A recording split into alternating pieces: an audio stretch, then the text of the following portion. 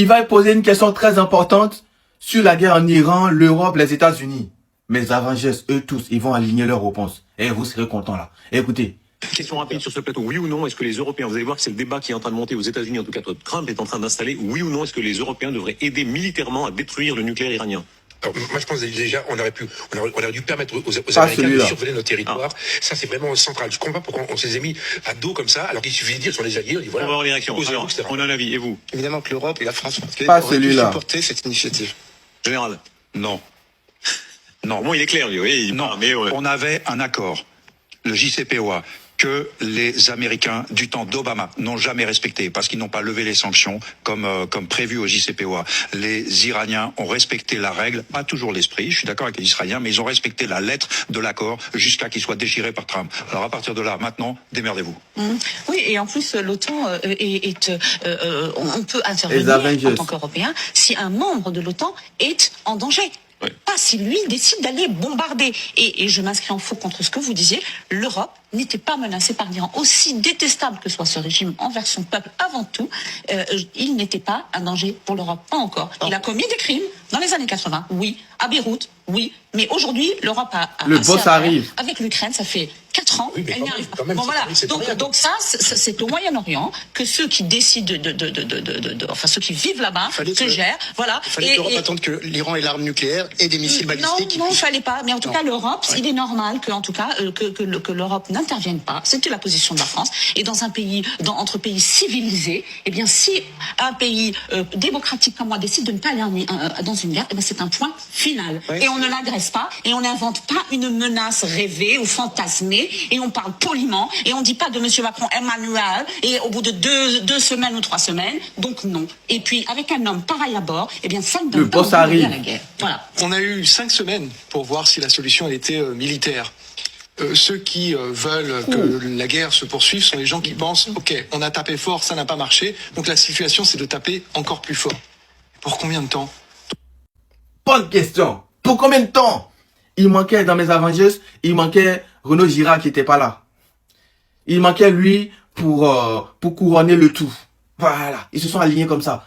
Il y avait Général Yakovlev, il y avait Sofia Amara et Gallagher Fenwick, il manquait Renaud Girard. Eh ben, t'as posé une question, monsieur Darish Rochebin, le propagandiste pro-Israël, pro-guerre, pro-États-Unis. Pro-guerre, mais pas quand c'est la Russie, hein.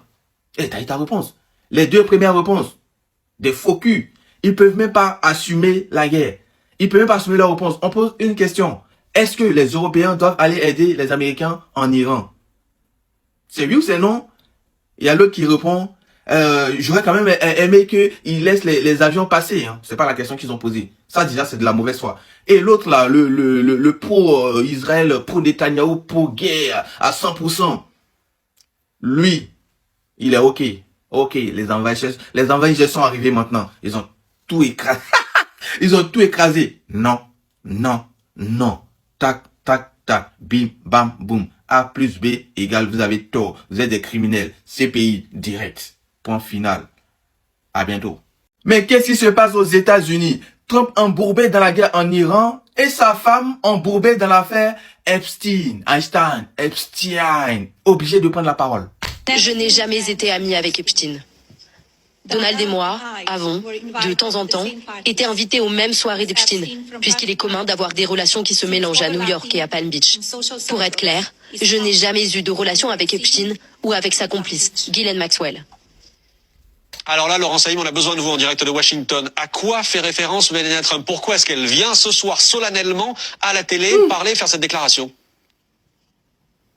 Alors, je peux vous dire que Washington a des surprises, mais celle-là, elle est taille parce que, comme vous le savez, depuis un mois, Washington ne parle que de la guerre, que de ce qui se passe, que de l'ultimatum. Et là, de manière totalement inattendue, il y a moins d'1 heure, Melania Trump, qui est une femme qui, je le rappelle, ne parle pas souvent publiquement, vient de manière très surprenante dans le grand foyer de la Maison Blanche pour parler de l'affaire Epstein que tout le monde avait oublié compte tenu évidemment de l'importance de la situation internationale. Eh bien non, Melania Trump décide que d'un seul coup, il faut parler de ses liens avec Jeffrey Epstein. Alors sérieusement, pour ceux qui suivent le dossier Epstein, il y a quelque chose qui circule dans les dossiers Epstein et qui allait sans doute sortir. C'est un courriel qui a été adressé entre Melania Trump et Ghislaine Maxwell à une date indéterminée où visiblement Melania Trump dit à Ghislaine Maxwell, qui était la complice campagne de Jeffrey Epstein. Voilà, j'ai lu un article formidable sur GE. On peut imaginer c'est GE Jeffrey Epstein.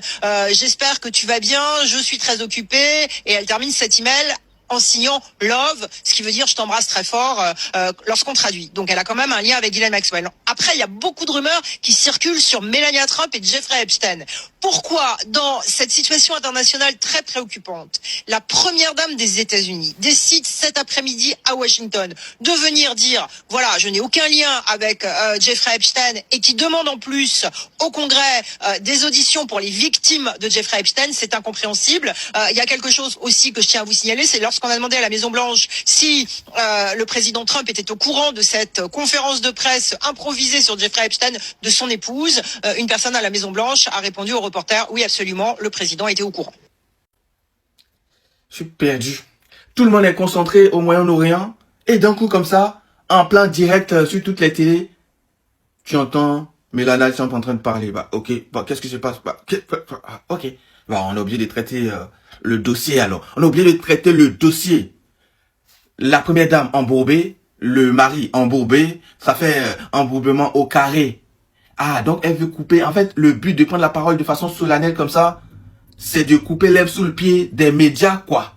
Voilà, pour que quand ça va tomber, quand la bombe va, comme ce que son mari est en train de faire en Iran, quand la bombe va tomber, le mail va être sur toute la toile.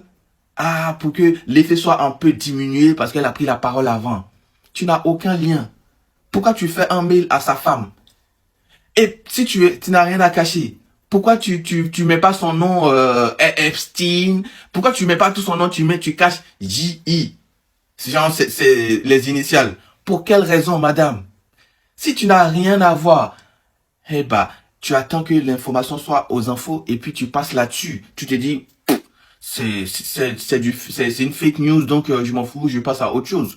Pourquoi t'es obligé de te précipiter comme ça, de te presser comme ça pour prendre la parole de façon solennelle? Une première dame qui prend jamais la parole. Il n'y a jamais de fumée sans fumée, j'ai pas de preuve, donc... Ou j'ai pensé à un autre truc. Normalement, la guerre en Iran, le but aussi, c'était de cacher un peu le dossier Epstein. Puisque ça commence à devenir lourd dans les mains, dans les bras de son mari, est-ce qu'elle vient à la rescousse finalement pour sauver son mari en Iran avec un dossier qu'il voulait cacher? Fait cacher, revenir, toucher, revenir. Est-ce que vous avez compris? Moi, je suis perdu. On reste branché.